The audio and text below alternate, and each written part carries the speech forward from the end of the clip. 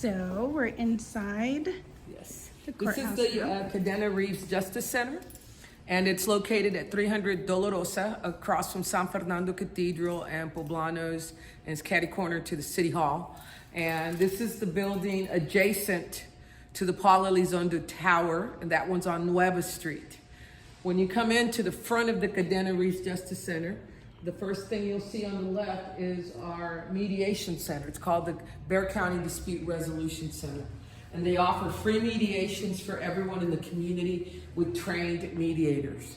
Now, as you come into the first floor, you'll see a number of courtrooms already. You have, on first floor, County Court at Law number 2, Judge Rosie presides there. And that's a county court.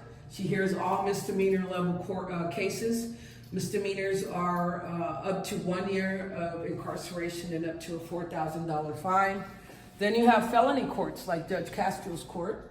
And felony courts are felony cases, and they can range of punishment can be up to life in prison and execution. Because we are a death penalty state. We are a death penalty state. Hi, how are you? Good, thank you. And if you're coming to the courthouse, know that there's cameras everywhere for security purposes. Right? And on every floor, you're going to find a directory. So they have touch screens, and they have them in English or Spanish.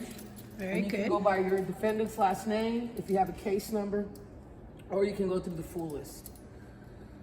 It's best to come to court knowing your case number, knowing your court, but if you come to court without that, you have some help in the way of a directory.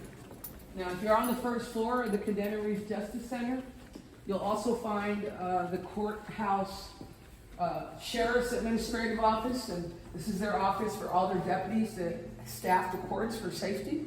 And then you have some more, these are 2 more county courts at law. We have Judge Stowe in County Court number 1 and Judge Stohansky in County Court number 11. These 2 judges also preside over specialty courts. Judge Stowe has the misdemeanor DWI court, and Judge Stohansky has the adult misdemeanor court. Gotcha. And it's also a drug court. So this is pretty much the first floor. Now, if I take you across that way, there's a breezeway before you hit the Paula Elizondo Tower.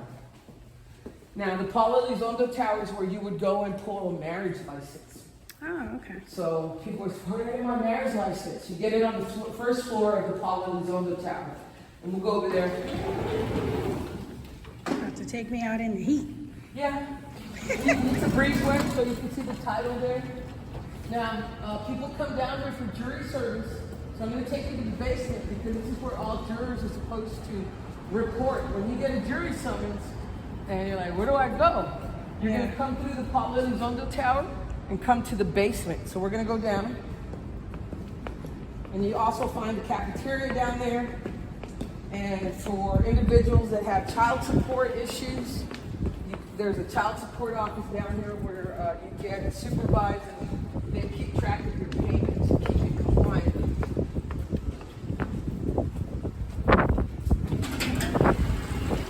And this is also where the ATM machine is here. A little shoe shine. Pay your lawyer.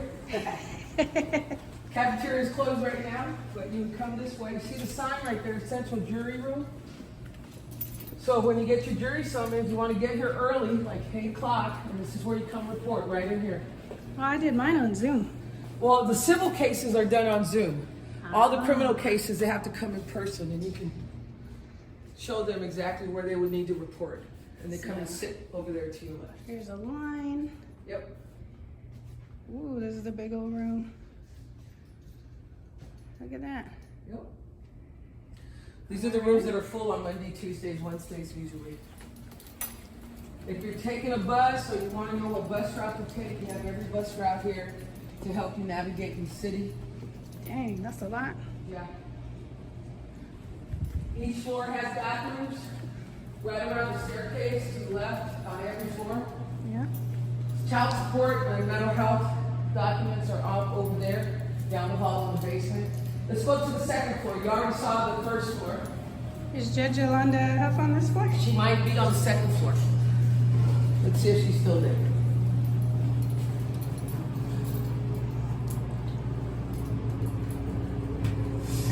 Okay. So this is the second floor.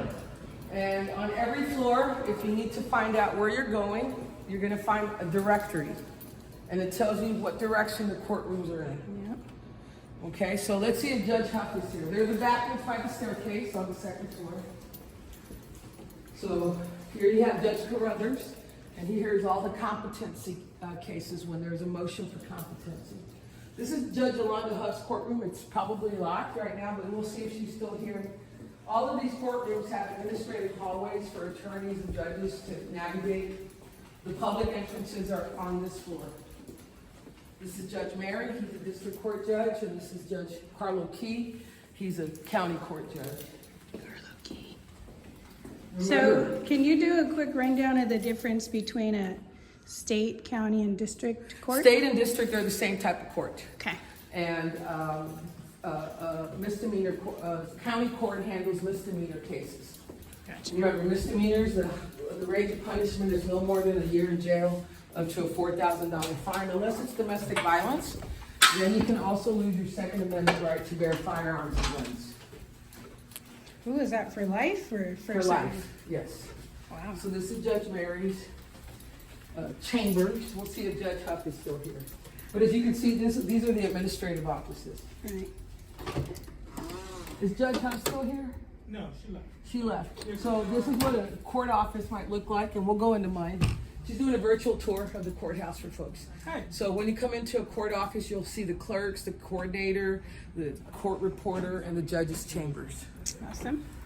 Yeah, and a lot of our folks know Judge Huff from when she spoke at our mental health, suicide prevention, and awareness symposium, which was awesome. So on any given day, you can see, this is the back end of the courtrooms. Yep. And the jury rooms where they deliberate when they're having to meet about a verdict. Do they ever get locked in there? Remember like they do with the OJ case? Sometimes they get sequestered. Those are usually for felony and federal cases, state district court cases or federal cases. So as you can see, there's more identifying the courtrooms.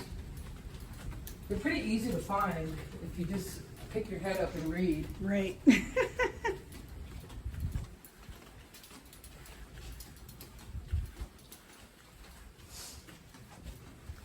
See, and we're back at the front of the building where we came in, but now we're on the second floor. Right. So you can see the front, you can see San Fernando Cathedral. Get a little view there. And each floor is formatted about the same way.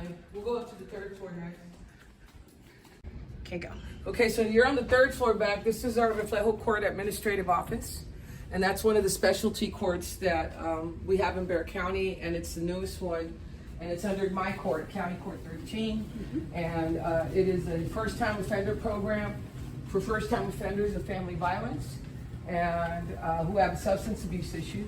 And they get to do the program from 1 to 2 years.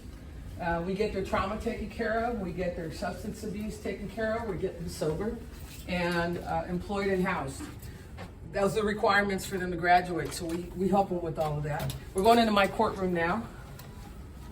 Come on in. All right. So this is our Bexar County Court of Law 13 courtroom. So there's our jury box, this is my bench. And so I sit on that bench when we are selecting a jury and during trial, and that's the constitutional requirement that we do live jury selection and live trials for the criminal cases, not for civil cases.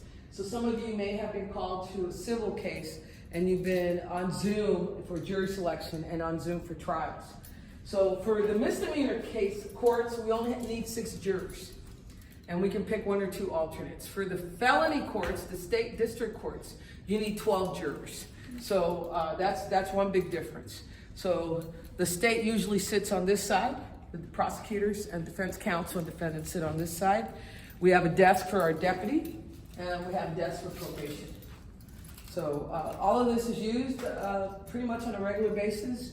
We try to do as much as we can on Zoom because of health concerns, and it's become a lot easier to have folks participate remotely as opposed to having them come downtown, pay $20 get all dressed up, miss work, things And like that. accessibility. Yeah, the accessibility. So let's go to my chambers. Every floor looks about the same. So, like I said, it's best that you brief yourself as to which court you're going to, what floor you need to be on, and it'll make it a lot easier for you to navigate when you do come here. And this is all criminal side. There's no civil matters on this side. So follow me. All right. Good shot of that 13, Texas. So this is our administrative office, and you're going to come into my chambers. I love your hallway, all the art. So this is where I preside on my Zoom hearings from this particular area. And I have several screens for documents, for the camera, for emails that are up all the time. So that's a courthouse in a brief video. All right, and can you just give your name and court again for the folks who Yes. joined late? My name is Judge Rosie Speedlin-Gonzalez. I preside over Bexar County Court at Law number 13 in Bexar County.